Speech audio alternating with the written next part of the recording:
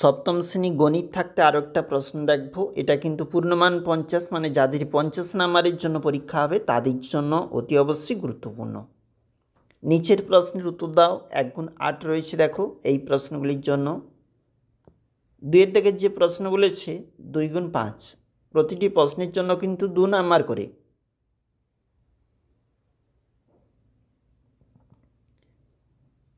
এগুলি 5 নাম্বারের প্রশ্ন, 3টি দেওয়া রয়েছে, দেখবে।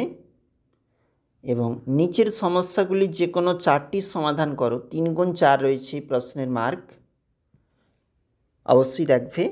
চলে যাব একটু, এটা 2 নাম্বার পেজ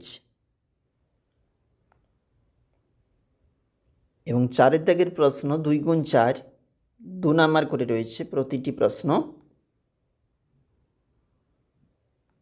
5 দাগের প্রশ্নটা দেখো 6 নাম্বার, অর্থাৎ এখানে কিন্তু 5 দাগের জ্যামিতি, এছাড়াও 6 দাগের প্রশ্ন রয়েছে,